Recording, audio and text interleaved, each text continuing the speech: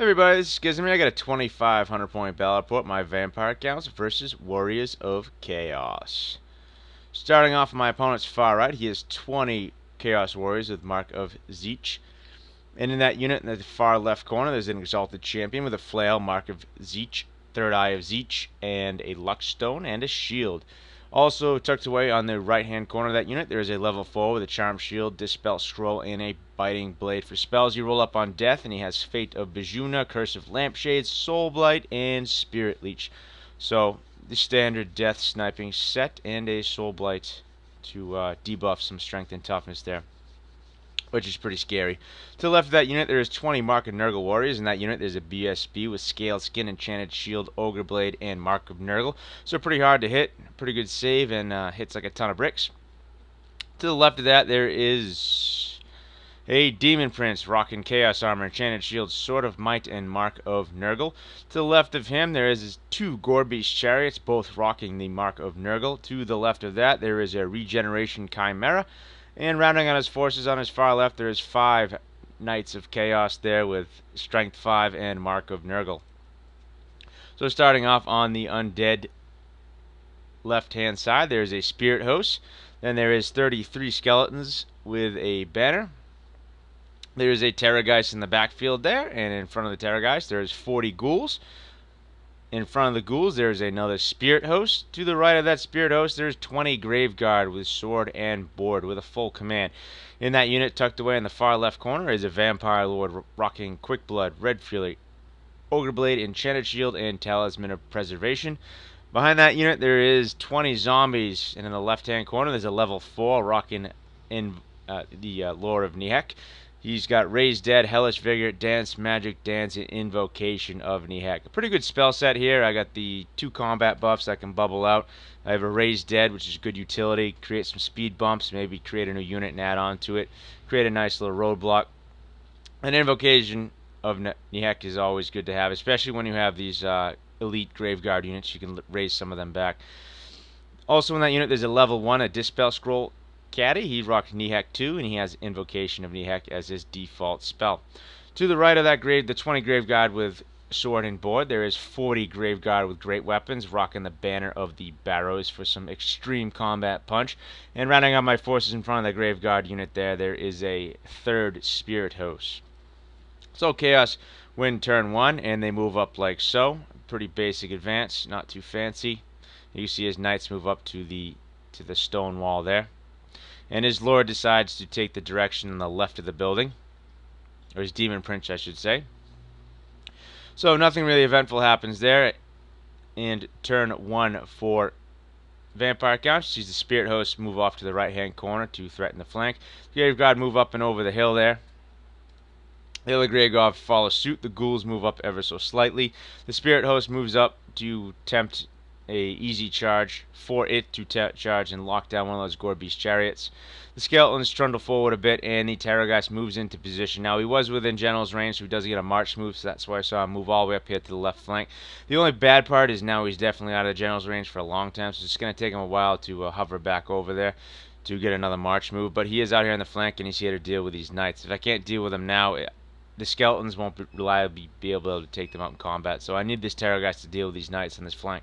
If I can take care of those Knights, I just gotta worry about those Gorebeast Chariots, and I do have a big, giant, meaty unit of Ghouls that can soak them up for a while. Because the majority of the combat's gonna happen on the right side of the board, on the other side of this tower here. So in the magic phase, I get up a Raise Dead, and I plop this unit right in front of his Gorebeast Chariots here.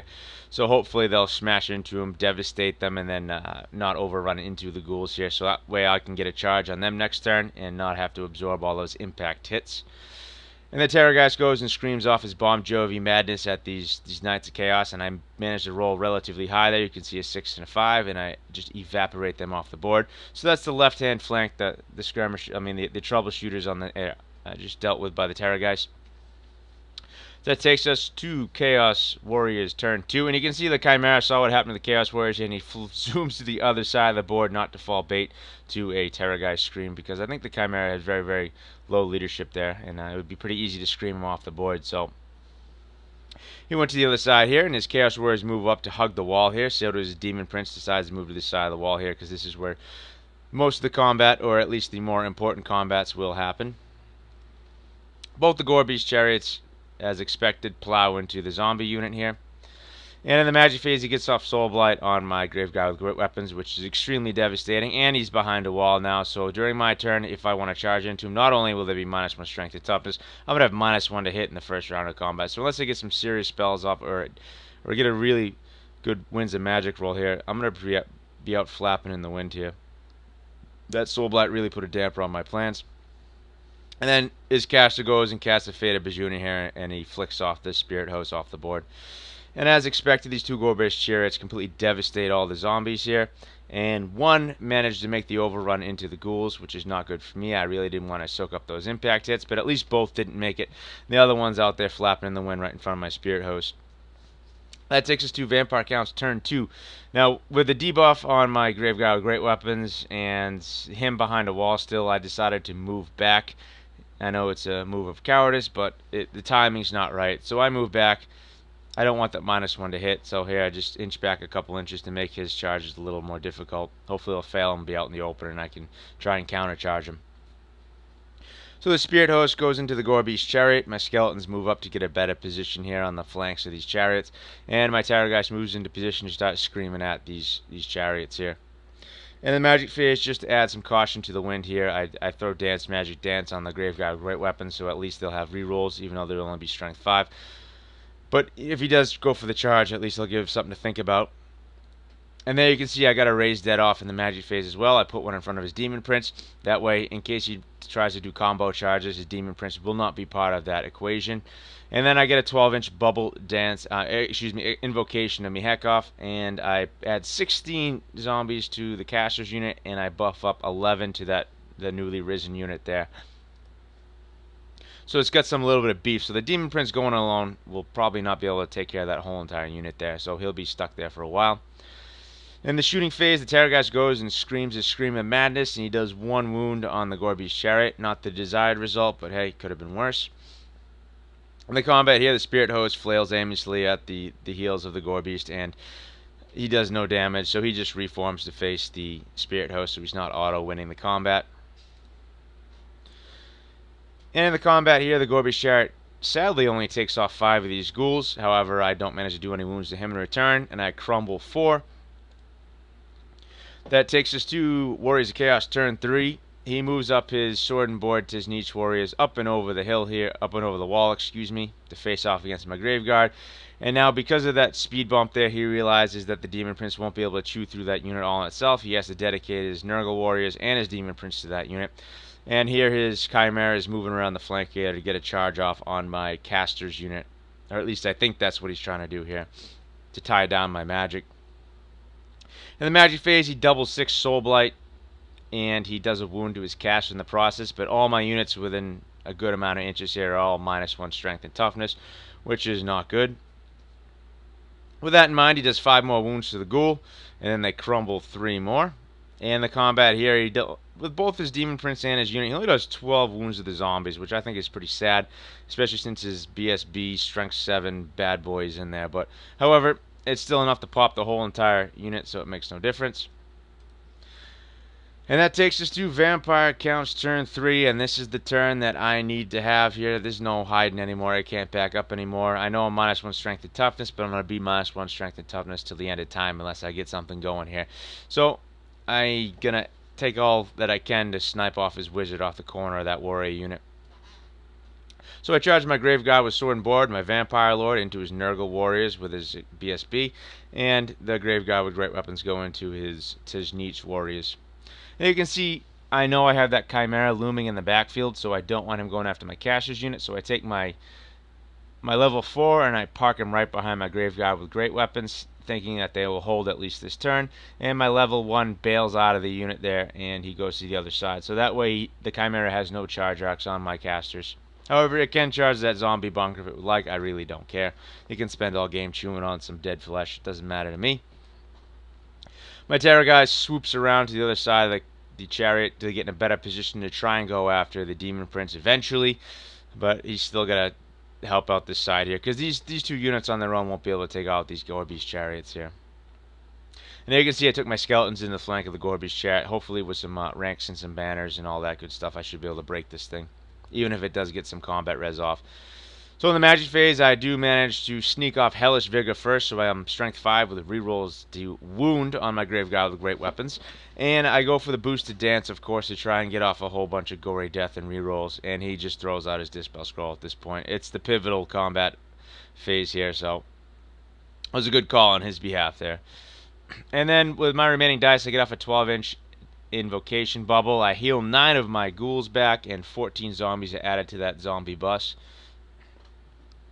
In the screaming phase, the Bon Jovi music bursts the ears slightly of the Gorby's Chariot here, and he does another wound to it. So it's got 3 wounds left. And in the combat phase, I miraculously managed to sneak by 3 wounds on that Gorby's Chariot due to some amazingly poor dice rolling from my opponent. But hey, I'll take it. But he does manage to fell 3 ghouls in return. So the skeletons overrun like so, and I just reform my ghouls. I overran my skeletons mainly just to get them out of the way of my ghouls, because I wanted to be able to charge the ghouls into the side of that Gorby's Chariot, and thankfully I overran far enough where that can happen. So in the combat here, the Exalted Champion has to issue a challenge. I accept with my Vampire Lord, thinking, well, hell, he's a Vampire Lord, he shouldn't have an issue here. However, the Vampire, he's a Mark of Nurgle, so I need 4s or 5s, something stupid to hit him with rerolls, because I still have better initiative. However, I fail miserably. I only managed to do 1 wound to his champion. Had I done an additional wound, I would be able to mop him up, but unfortunately that didn't happen. He manages to haul off and do 2 wounds to me, which I think is absolutely miserable. So I only have 1 wound on my Lord Ref, and then his unit goes and wails on me and does 5 more wounds. I do 1 wound with my Grave Guard to his Mark of Nurgle warriors. Mark of Nurgle is just an uphill battle. And 4 more of the Grave Guard crumble as a result of the combat, so that unit is not looking so good, especially with the Demon Prince looming on the flank there. So in the massive combat here, I allocate all the bodies I can to go after his level 4, and I killing below him out of this realm of existence. Then I allocate as many attacks as I can on his other character there, and I only manage to do 1 wound to him. And I do the rest of my guys there attack the unit, and I do 4 wounds to the Marcus Zeech warriors here. And then his unit, or his combined attacks back at me, do 10 wounds, so I end up losing this combat. However, killing the level 4 was definitely a moral victory, and I'll take losing this combat if I get rid of his magic phase. I don't have to worry about Soul Blight moving forward. So there you have the 2 crumbles from losing this combat. Next takes us to Warriors of Chaos turn 4 with no magic. His turn should go by relatively fast here, and he takes his Demon Prince and shoves it into the side of my Grave Guard weapon. And note that I'm still locked in a challenge with his BSB there. So here you can see his Chimera taking another chance to try and snipe my level 4 or my level 1, or get rid of my magic phase after I just sniped his magic phase. So his Chimera is trying to move in a position to get a good charge off here. And in combat here, I managed to do 1 wound and fell his BSB in the challenge. However, although that makes me safe from attacks from his unit, however, his unit and his Demon Prince haul off and kill 9 of my Grave Guard, leaving only 2. And of course, that I lose this combat by tremendous amounts, and my whole unit goes pop, and my Vampire Lord goes pop, and then my units start going pop. And my Skeleton Warriors, 1 of them dies. 7 of my zombies in the zombie bus die. 1 ghoul dies. 1 of my Grave Guard with great weapons here dies. Both these Spirit Hosts go kabloomy, kablowy, whatever you want to say. They're both dead. And my Terrorgeist takes 2 wounds, which I'm actually grateful for. Considering the leadership on the Terrorgeist, it could have been a hell of a lot worse. So that takes us to Vampire Count's turn 4. I take my ghouls and I charge the flank of his Gorby's Chariot there, and he elects to flee, and I end up failing this charge. I reform my skeletons and I move up my zombie bus, and in doing that, I took my level 4 and I moved him back in between both these units here. Now what this did, as I know it looks kind of funky here and it doesn't really put him in a good spot to do much of anything, but what it does is it prevents any of his units to get a charge off on my level 4, keeps my level 4 safe from his Chimera and his Demon Prince and his Mark of Nurgle warriors, which is what I'm looking for here, just to maintain my magic at this point. And in the magic phase, I get off an 12-inch invocation, and I heal 10 of my Grave Guard with great weapons up, and that's pretty much the nail in the coffin for that Mark of Zeech unit there. And then I do get off Dan's Magic Dance on them as well, so they'll have the rerolls to hit, which is just a nightmare. And also the invocation spell there, I raise one of my skeletons back. I get 9 of my ghouls back. That unit's almost up to full strength again, and I get 11 zombies back on that zombie bus unit. And in the screaming phase here, the terror guy screams his horrible Bon Jovi music, and the demon prince takes a wound. In the combat here, my grave guard with the rerolls just absolutely eviscerates this unit, kills 16 of them, and only thing left is his champion here on 1 wound left. He hauls off and kills 5 of my grave guard. He of course breaks from combat and runs. I choose not to run him down, and I just reform to face his battle line here, because I don't want to take the demon prince in the flank. And I'm going to need the support in this side of the battle here. So then, his turn 5, Warriors of Chaos, his Exalted Champion fails a rally, so he keeps going off the board. He takes his Mark and Nurgle Warriors and his Demon Prince into my Grave Guy with Great Weapon unit, and this is pretty much the coup de grace here, so he knows if he can cripple this unit, then he can pretty much take the game. If he can't, then he's going to lose the game. And his Gorby's Chariot fails the rally and continues running off the board, and his Chimera here continues his dastardly chase to run down these my sorcerers here, my level 4 and my level 1. And in the combat here, he hauls off and kills 10 of my grave guard with great weapons. Pretty good showing. I fight back and I kill 13 of his Mark and Nurgle warriors, and I put a wound on his demon prince, so his demon prince is on his last wound here. And in the turn 5 of the vampire accounts here, I reform my skeletons to block it off, so in case he decides to charge into, well, this will block his charge, so he can't charge into my Terrorgeist, so my Terrorgeist will be able to freely scream at his Demon Prince. I take my level 4, I put him back in the zombie bunker. At this point, he won't have enough time to chew through that unit, if he did take the Chimera into it. And my level 1 went into my Ghoul unit. And in the magic phase, I throw 6 dice at the 18-inch bubble of the Invocation of the Heck on my level 1, just to try and suicide cast it, since he has no further use this game. And I get it off irresistibly. I heal one wound to the Ghoul unit here, but in the miscast I do 3 or 4 wounds to the Ghouls. I heal both wounds on the Terrorgeist, and my Graveguard get 3 of their models back and 7 more zombies to the zombie bunker here. Then in the screaming phase, the Demon Prince decides he had enough of crappy Bon Jovi music, and his brain implodes and he dies.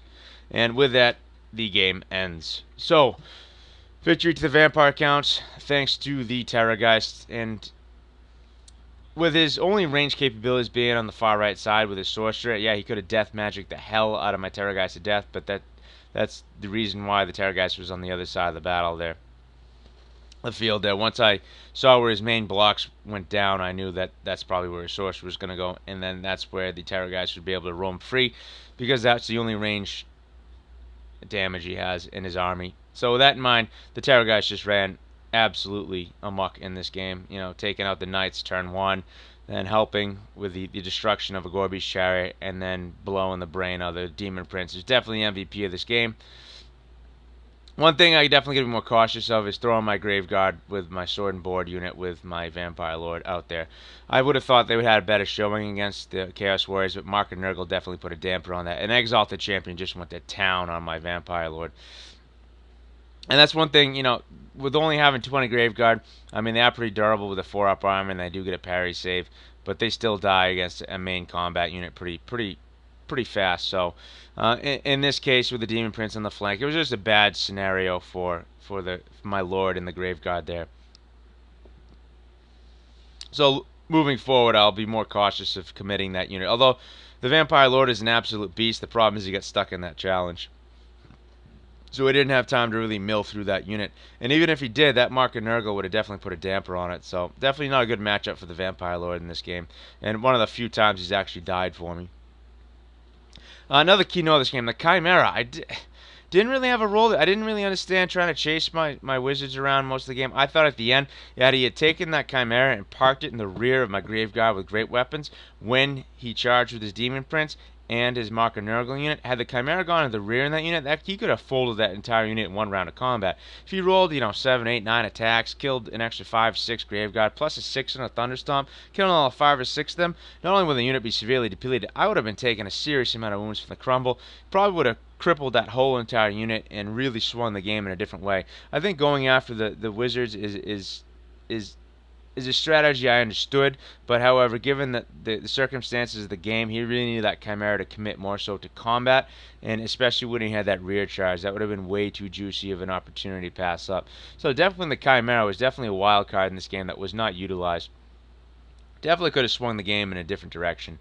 And Invocation is just awesome. I love that spell. You can see how you can go from your army getting severely depleted from mid game to late game, and then just all of a sudden, with one giant boon, you can almost be back up to or be at full strength, and it's really demoralizing for the opponent, especially on a Graveguard. That's one thing I love about Graveguard, being a strength 4, toughness 4, decent save. Raising back Graveguard is just so annoying, because not only do they somewhat survivable compared to the other undead units, but they also have Killing Blow, which can be extremely devastating. So Invocation Graveguard is one of my favorite things. And Raise Dead.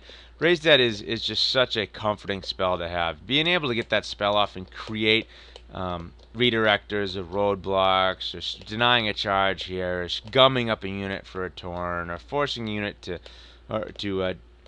stray from its plan to deal with these zombies. It's just a good spell. I love this spell. I always love rolling up, but it's usually the first spell I attempt every turn, because usually most generals don't want to get off just because they don't want to deal with the extra bodies on the board, because it really throws a monkey wrench in a lot of plans. Raise Dead is an amazing spell, and I absolutely love it. One of the funnest spells for me to cast in the game of Warhammer. So there you have it. Victory to the Vampire Counts. Thanks for checking it out.